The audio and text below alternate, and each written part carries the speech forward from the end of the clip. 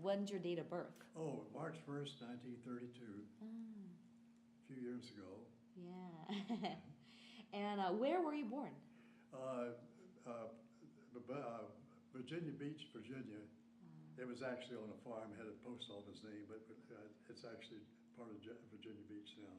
I see. Virginia Beach, Virginia. So when did you enlist in the U.S. Marine Corps? 1949. In Virginia Beach? Mm-hmm. I see. In Norfolk, which was the major recruiting depot in the post office building in those days. So what brought you to enlist? Well, I was a farm boy, and my dad gave me so much land to put whatever I wanted on it, and that was my pay for helping on the farm. Taught me a little business. The last year, nothing sold, and I lost money on my little bit of, so I decided to leave home. My brother was career Navy, and through World War II and so forth. And I wanted to join the Navy with my brother, and I went down, and he looked at me and says, "We don't want you. It's going to be 6 to 8 months. This is after World War II, and they're downsizing." So the Coast Guard is a great one too, and I want to get in the Coast Guard. The same story. The next office down said United States Marine Corps on the door, and here's an old sergeant back there having a cup of coffee in an old beat up office. I looked at him, he looked at me and says, "My," he says, "He's there a fine looking specimen of American youth. He says, come on in here and have a cup of coffee." And right away, so I went in, and he was quite a salesman. And so I did. I took the IQ test and the mechanical aptitude test. I scored very high. So he said. He seemed pleased. Well, you don't know. But anyhow, I got all the paperwork and went home, and the old farm, and my dad asked me, he says, Edmund, my middle name. He says, "Edmund, you get in the Navy today?" I said, "No, sir." He said, "How about the Coast Guard? You joined the Coast Guard?" I said, "No, sir." And I said, "I joined the Marines." He yelled and almost all over. He says, "You what?" I said, "I joined the Marines." He says, "My God, man, that's the world's worst military outfit." He says, "They just lost 5,000 Marines on Iwo Jima." And I said, "Oh, no, that was World War II, you know." But that was the beginning. Wow. Yeah. So yeah, you weren't really affected by these stories about what the No. Marines go through? No, I just wanted to leave home. Wow. And you were how old at this time? 17. Oh my gosh. Yeah, I just finished high school. I explained that a lot too. The city schools had 12 years and the country schools had 11 years, and that's why I was out at 17. But I had to have my dad's signature at 17. The Marine Corps wouldn't take me because I was under 18. So they did sign for me, and I went to Parris Island, South Carolina, the Marine Corps recruit depot, and learned what horrible things the Marine Corps can bestow upon you when you're unaware of their history, you know. Oh, wow. Do you remember the first time you heard about Korea and that there's a war there? What were you? What yes, was I your? can. I'd gone to radio school and also wire school in Camp Del Mar, California, where I was sent after boot camp. And I was, after graduation there, I came back, was sent back to Fleet Marine Force at Camp Lejeune, North Carolina. And that was training all over again. You're just, Fleet Marine Force is pretty, not like a boot camp, but physically they want you really in good shape. And a sergeant, and a buck sergeant in the Marine Corps, you know, has a lot of responsibility. He's not like other branches of the service. He called us together one day, a Sunday day. He says, "All right," he says, "Mates," he says, "I want you to go in, pack up everything that looks like civilian clothes, everything that wasn't issued by the Marine Corps, and send it to your girlfriend, send it home to your parents, or whoever you want to send it to." But he says, "I want it done this afternoon and out of here by 1600. 1600. And didn't tell us why. I don't think he knew. So we did, and next day, a second lieutenant came out and talked to us a little bit, says that we're in trouble in Korea, and we don't have enough Marines to make a landing force at Incheon. And it says, we're going to combine the Fleet Marine Force 2nd Division along with, out here at Camp Pendleton, the 1st Marine Division, and do some quick training and discussions about the politics involved in this thing and so forth, and bring you up to speed about the Korea situation. So that was my first hearing of it, and that was probably July I'd say it was July, maybe it's sooner, but, and we were all shocked because, you know, in my day, we studied geography. And I knew that Korea was a country, and that's about it, because we did things a little different then. But we were all wondering, you know, just what it would be like.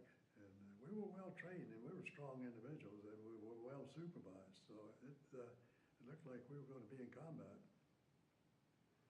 So we boarded probably in probably the 1st of August, I would guess, because it was warm here in San Diego. We boarded the USS Jackson, and some boarded another troop ship here, and we went across to Japan in about 10 days. And we were held up in Japan because of a typhoon that had happened near the peninsula of Korea, and a pretty bad one. So it held us up, but we still trained every day. I mean, we didn't let a day go by. The day came when we boarded LSTs, which is a flat bottom landing ship. And we boarded that, and after we got out to sea where it was safe, they told us what we were going to do. That's the first time we really knew what we were going to do, and that way they preserved the secrecy of it. So on the way over, they had a picket boat was out there, and I don't know what nationality it was, but it had a destroyer, Navy destroyer, blew it out of the water because they had lots of antennas on it. So we were afraid, I'm sure, that it might have been a surveillance ship. But going over, we still had the rollers from that typhoon that had passed through. The big sea rollers were still there. And I'd stand, by the way, this was a Japanese LST, because after World War II, we had given the Japanese maritime fleet these LSTs for freight purposes. So we had to lease them back with a crew. And I stood watch on the radio deck up on the tower, up on the bridge, to stop him from using a transmitter so he could copy weather and everything and not touch the transmitter. But those rollers were so bad that that thing would lean over and I could look right straight down to the water. They were big rolls of water. And it broke loose on the deck our napalm and 50-gallon drums that we had for the flamethrowers. And they were scooting all over the deck. And you know, one spark and we'd have been gone. So guys were out there with axes and everything, cutting cables and pushing that stuff over the side. And of course, the flamethrowers didn't have anything to do when they hit the beach. You know, it didn't have any fuel. But it saved the ship. I think that thing would eventually have sparked, and that would have been the end of us. But the waves are so bad, we could hear the Amtraks in the belly of the ship going wop, wop back and forth. They were starting to move around, and they were shaking up so bad. The waves were so bad. But they survived. None of them were ruined or anything like that. And the morning we entered into land, close to land in Incheon, Korea, was a sad morning. In the Marine Corps, you have the history of the Marine Corps is that you have in the morning at breakfast, you have a special meal, and that's steak and eggs. And when they feed you steak and eggs, watch out. You know by nightfall you're going to be ashore someplace. But it's sad to watch too, it really is. Although we're gung-ho, I mean, don't take us wrong. I mean, we were hard driving, and we were prepared, well trained. But after we had the steak and eggs, the Marines went to different parts of the deck. They sat around. It wasn't a soul saying a single word. Very quiet. And you knew, because we didn't know who was going to be alive next day, you know. And you just kind of wonder, boy, is my buddy going to be dead, or am I going to be alone? You know, those kinds of thoughts after you have had breakfast. But we pulled into Incheon, and I was in the second wave going in Incheon. We couldn't get in too close because of the tides they have there. We didn't want the LSTs to get grounded on those mud flats. So they let us off about 2 miles out on the Amtraks. And we started in. The first wave was already ahead of us.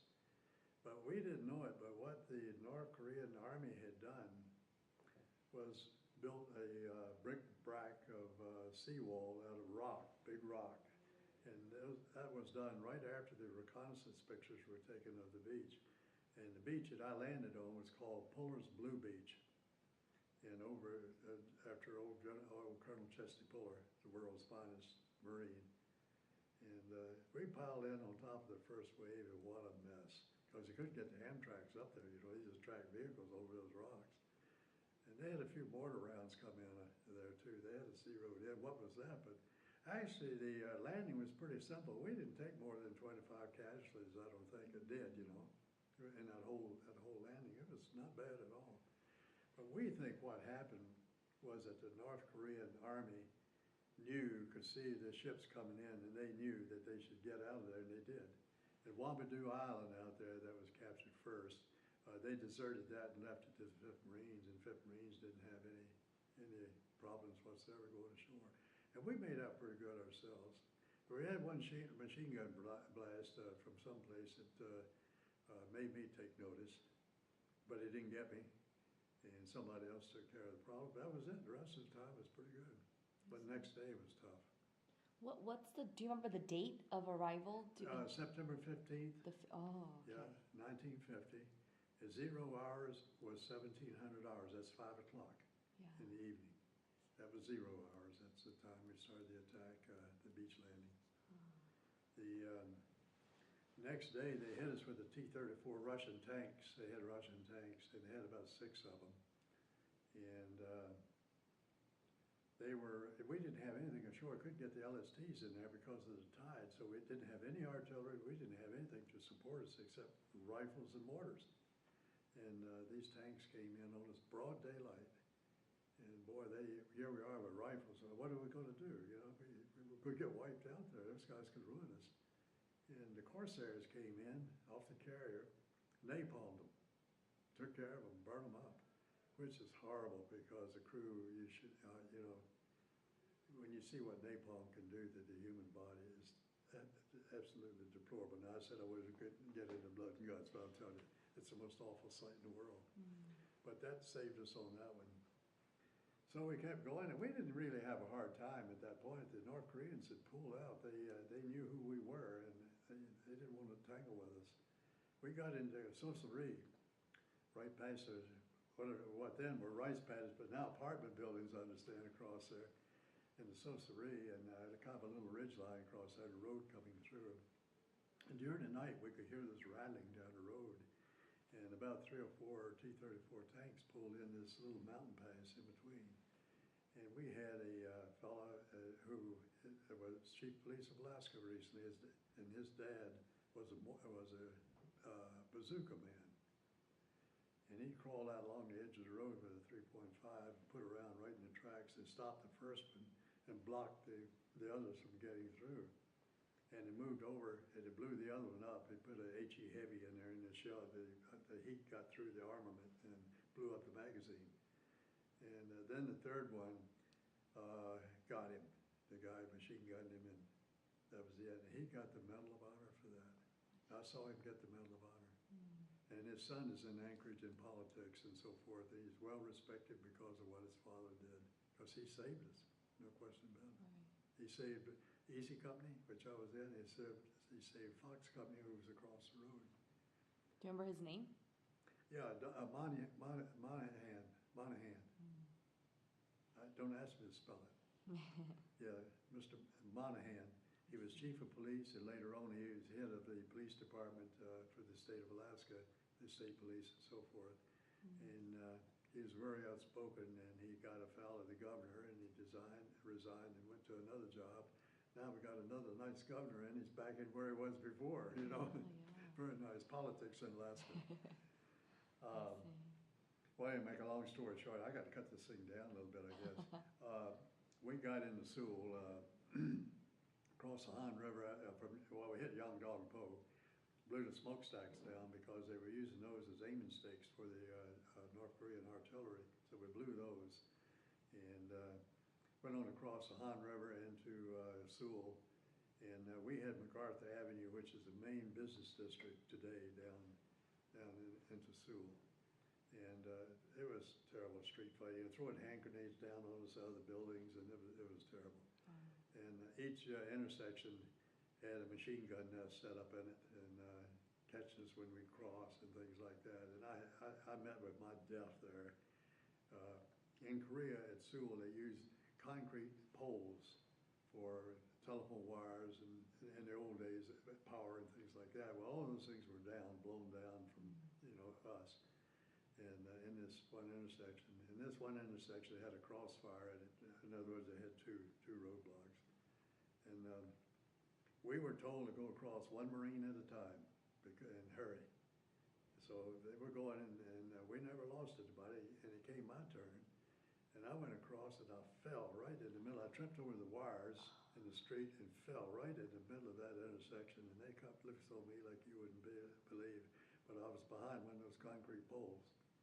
But they were chipping away the concrete because it was flying, And I thought to myself, and I don't know how you are religion-wise, but to me, it's the first time I've ever really prayed.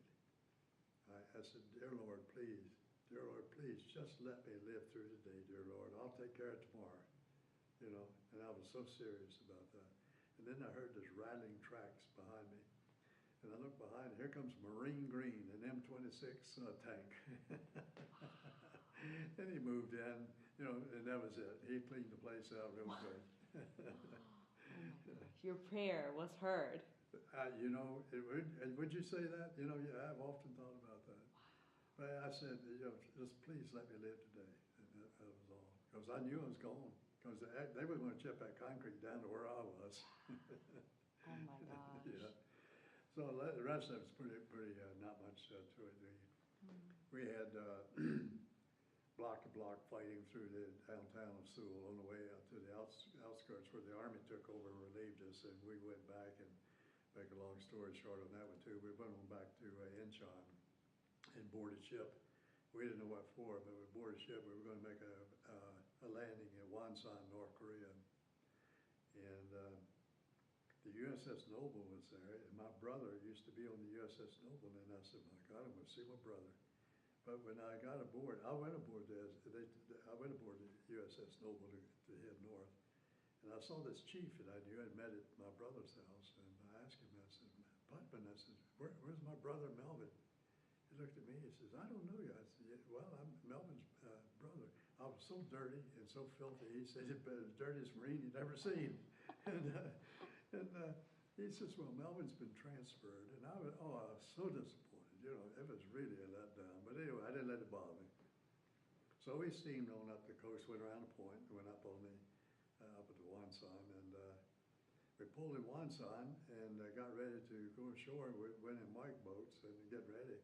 And all of a sudden, the operation was stopped, and the Navy backed the fleet out to sea again. Come to find out, they had mined the harbor in Wonsan. And something a lot of people don't know is that the U.S. Coast Guard was the organization that cleared those minefields. Now, the Coast Guard doesn't get any credit for anything. It's a wonderful organization. And in Alaska, we love it because it saves so many lives of fishermen and things. It's just an unbelievable organization. But they're the ones that cleared the minefield. And of course, the North Korean Army saw the U.S. Navy out there, and that is something to see. And here, a classified map of the landing at Wonsan. These are Marines. This is the U.S. Navy. These are all the ships out there. All these numbers are ships that were out there supporting us. And I had no idea in the world the Navy would put that many ships in to drop off one Marine division. We had a lot of submarines out here. There's a couple of aircraft carriers, and there are code numbers on there. And just all kinds of different types of warships, so to speak, were out there supporting us. We didn't know that. We thought we were had just been landed by a bunch of them, and that was it. We didn't realize what was out there. But that gives you an idea of what was out there, in North Korea during those days. This was a highly classified map at one time. Obviously, you can see, but of course, over the years, it's non-classified anymore. But it's quite a thing, and I republished that on some film, so it looks really good. Yeah. But you know, you don't know what it takes to drop a bunch of Marines off until you see something like this. Right. Wow.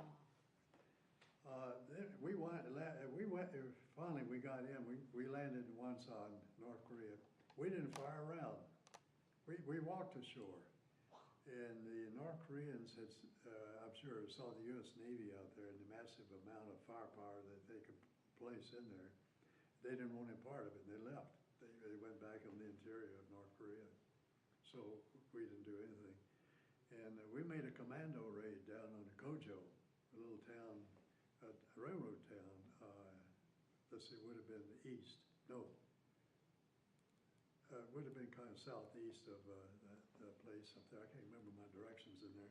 But we were in the purpose of blowing up the railroad head, which had a round table in it where they switched engines in different directions, because the North Koreans were using that to escape north. So we went in and we blew that to smithereens, and then we came back out. But you know, they killed a few of our guys. We didn't know it. Our intelligence had said that it was the Black Mountain Gang of irregulars hanging around out there, and we wouldn't have any problems. Well, it turned out that they had a couple battalions of regular army, the North Koreans did, which fooled us. And they bayoneted 2 or 3 guys in their sleeping bag in their foxhole that first night up there, and sneaked in on us, and because we were lax. It was our fault. We should not have ever relaxed, but we did. And because we thought we were dealing with a gang, you know, of illiterates or whatever. Well, no way. But we did our job and got out of there on trains and left there. We went up to a place called Ham Hung, which is off the seaport, off the coast. And it's up there a little ways. And that's where we went aboard trucks. We went up there on train, and we got aboard trucks at that point, and went on up to Sudamni, which was our first encounter with some Chinese. And that's a funny story too. Fox Company, I think it's Fox or George, had a firefight with them, a little firefight, and several of those guys surrendered. And they were fresh troops, padded communist troops. And they were somewhat thankful to be with us. Oh. Yeah. But anyway, they interviewed them. They got a lot of intel off of them. And they sent all this back to headquarters, Japan, where the headquarters was, MacArthur's operation. And they said, oh, no way. It says no such thing as Chinese being in North Korea. And we said, well, you know, I mean, we just had a firefight. Oh, no, they wouldn't bother Marines anyway. So be it. And I don't know what made them ever say that. You know, that was dumb. Yeah. But anyway, we were on in. I was in 1st Marines, and we set up at Coterie at the south end of the reservoir, and the 5th Marines went over to the east side of the reservoir, and 7th Marines went up to Udamne and places. But it wasn't cold then either. I mean, it was chilly, but it wasn't cold or anything. And this was in early November, I guess. We've been there quite a while. But Colonel Chesty Puller and O.P. Smith, the division general, said he didn't want to split his Marine division up because they had some intel that we might be in for trouble. He didn't want the Marines split. So he pulled the 5th Marines back from the east and put them over in the west with all of us, so he had the division together. Well, the Army went in there with the Regimental Combat Team, which is about 1,500, and took over where we had a regiment of Marines. Well, the intel tells us that, what they did, the Chinese knew that they were going to hit the Marines, 5th Marines. They knew they were there. They didn't know they'd pull out an army was in there. So they reinforced themselves by a factor of 3 because they didn't want to tangle with the Marines with light, you know, light on people. Well, they went in there and they hit the Army and they just slaughtered them because of the fact they overran them. So, you know, 3 to 1, 10 to 1 or whatever, and slaughtered those poor guys. And they took 80% casualties that first night. And some of them crawled across the ice on the reservoir to us on the other side, bleeding all the way. And some of the stories that I heard, we had one guy with us who's Army, Sartello, and he was taken prisoner and spent 3 years in prison camp. But he was saying that in some cases, the wounded, they had put aboard trucks to take them out. And the Chinese went by and poured diesel fuel on them and burned them up, burned them alive. And as Sartello tells, the only reason that the truck that he was on didn't get set afire was out of fuel. The only reason he survived. Wow. But it was an awful mess. And there's some awful stories about that from the Army. Mm-hmm. Wow. So after that, it was we were all set up, and we had Colonel Chesty Puller as the commandant of the 1st Marine Division, and Colonel Puller has 5 Navy Crosses. He never got the medal, but he had 5 Navy Crosses, and he's a great commander in World War II, Iwo Jima, Guadalcanal, and places, and just an unreal. And he was known as the enlisted man's colonel. He was officer's hell, but he loved his enlisted men, and and both ways. You know, we thought the world of him too. Wow. And when Colonel Puller organized an attack, you could be rest assured that the first thing he thought about was his Marines, and his idea was protect his Marines but kill the enemy. That was his motto. Yeah. So very true, warrior really when you stop and think. Also, Colonel Puller was the Marine Corps' finest battle tactician. When he organized an operation, you can be sure that everything about that thing has been discussed, been planned out, and reviewed, and the statistics on survival and everything has been done by Puller. I see. So we knew we were in good hands. Yeah. Really knew. Wow. Were you wounded in the war? No, I got out. Well, I was hit up here, but that happened in Sewell. But you know, in the Marine Corps, you don't get a Purple Heart unless you cease to be an asset. You know, if you can't pull the trigger, they might give you a Purple Heart. But I took a piece of shrapnel across the area. It really didn't hit me. It went through right here and drew a blood blister. In fact, I didn't know it drew a blood blister the next day. And about that big around went through there. A quarter inch over, I wouldn't have an arm. But anyway, next morning I looked at my dungaree jacket, and there's a blood blister down there. It's this high and that big around on my arm. So I just punched it, and so forth. But I used to get so many comments about that. It says, John, what kind of vaccination is that? Here's this great big scar. But let me tell you something funny. It was up here. Today it's down here. As you grow older, what happens is something creeps. Yeah, it's right here now. It's like this. Really? And it started up here. Whoa. Yeah. Take that one and think about it for a while. Wow, that's interesting. I don't know. My old doctor up north, I've mentioned it to him many times. He says, well, don't even think about it. He says it happened, and he says, I don't know why it happened either.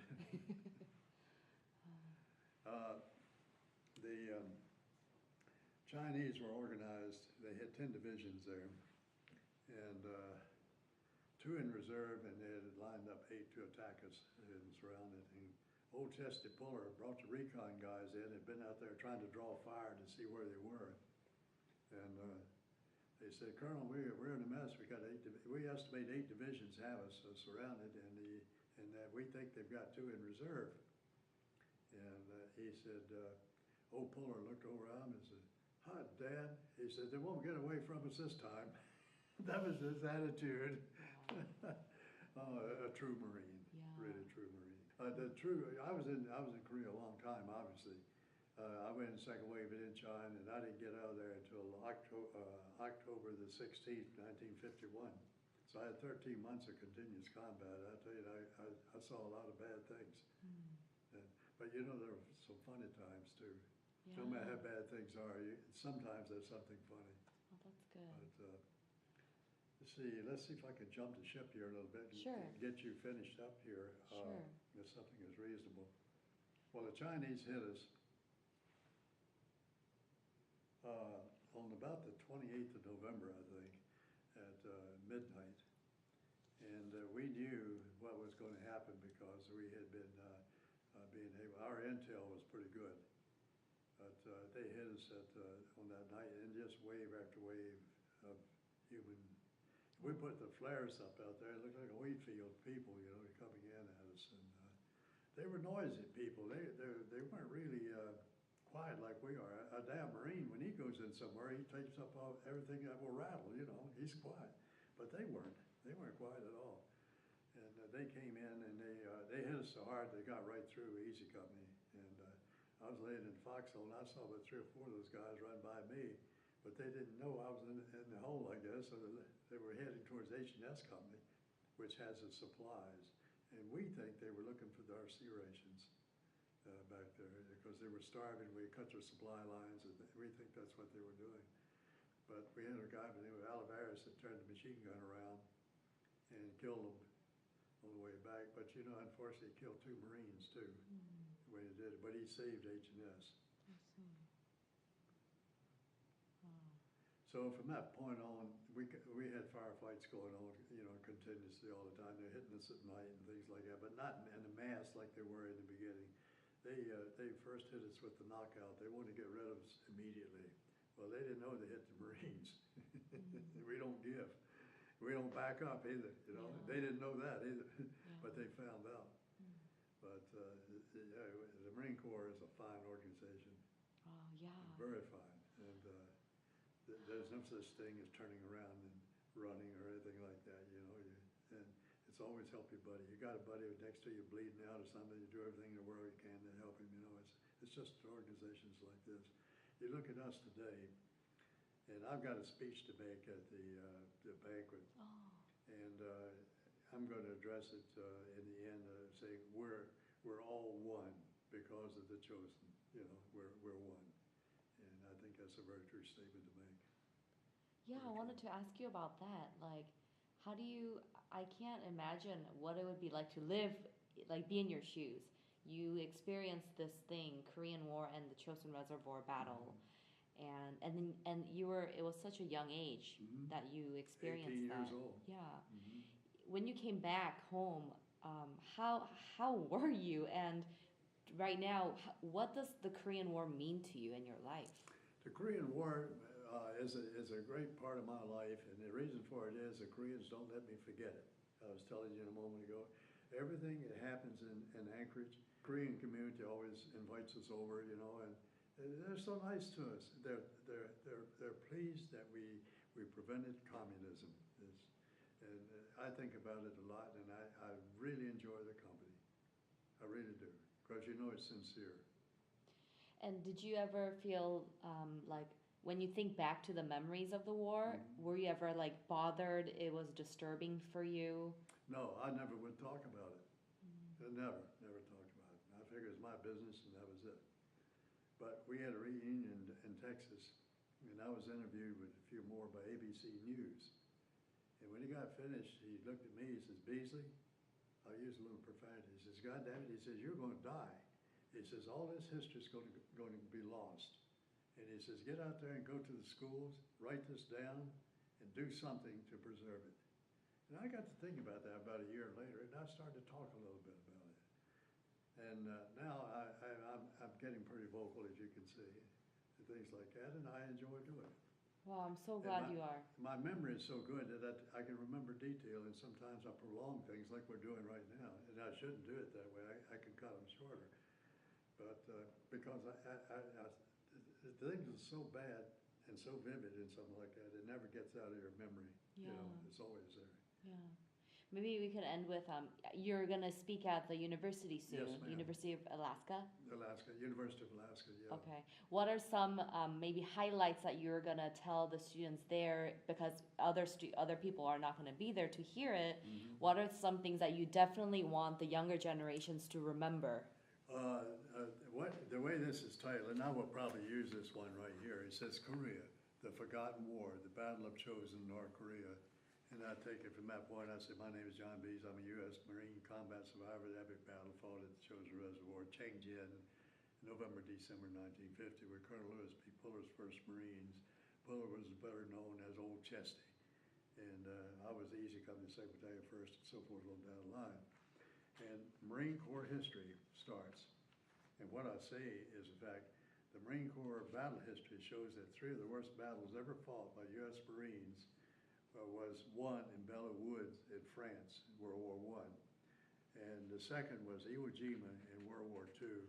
And the third was the Chosin Reservoir in North Korea. And I also add to this that many of the general grade officers feel that the Chosin was a lot worse because of the cold.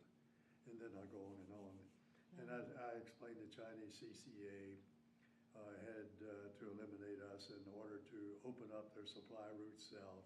They surrounded us, 10 combat divisions, 8 divisions, circlers, and so forth, and 2 were in reserve.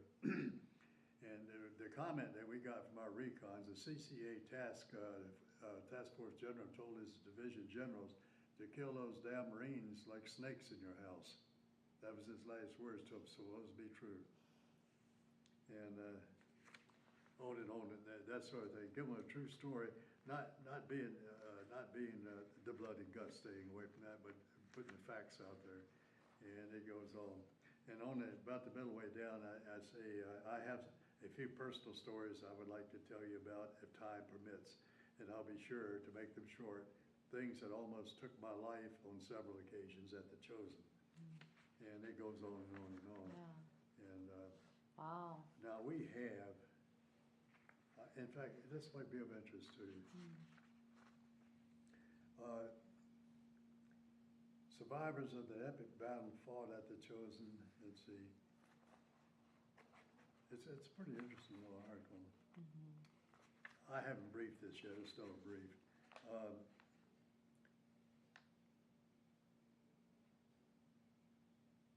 And in closing, I want to tell you about the tell about the Chosin survivors today, and the Chosin Few Incorporated.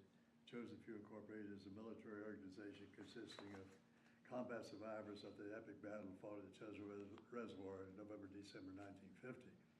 And I'd say, I'm going to tell you about a verse that explains our beginning. We are not sure by whom it was written, but it is heartwarming and always brings us back to our beginnings at the Chosin. And this is a little heartwarming. It's kind of tough on a lot of us to really say it.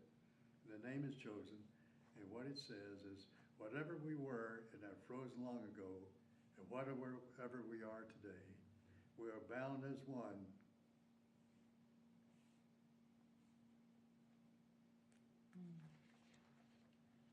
We're bound as one for life in the exclusive fraternity of honor. The only way into our ranks is to have paid the dues of duty, sacrifice, and valor by being there. In short, cost of joining, in short, is beyond all earthly wealth. It's quite a paragraph there. Yeah. And in the ending of this, I extend the invitation to any and all persons who want to talk about the Chosin to see me after it's over and do that and talk to them a little bit. And of course, down the bottom is God bless the United States of America's military forces. And this will be improved on. It's a rough draft right now, but it will be improved on, and that's essentially what it's going to be. So it'd be nice for you to be there. yeah. You'd wow. enjoy it. You Well, really thanks for sharing your stories with me today, Okay. and thanks for giving me these articles. You're certainly welcome. I don't see any problem with them, that sort of thing. And now this one, I had to, Don G., whom is our business manager, wonderful guy. One on there I was going to give to a important magazine, and I asked him to approve it. Yeah. And no problem. I see. These things normally, they don't have any teeth in the copyrights for this kind of stuff. Okay. Stuff including, personal devices or some kind of patents or whatever, watch out. Okay. This stuff I think's all right. Okay. These are from North Korea. Ah. And I've got 2 discs that was given me by the Korean community. One is a diplomatic meeting between North and South. How they made them, I don't know. And this is basically seeing the Chosin Reservoir from the Chinese side. So, but I gotta take it over to the consulate and get some of those guys to do it for me, you know, and, but they're busy. I hate to ask them, you know, because they're busy as they can be, but I think they would do it all right. Well, I kind of think, yeah, they may be busy, but they also know that, and the Korean War, any affairs with the Korean War, especially if it's something that has to do with a living veteran, Yeah. is kind of a priority.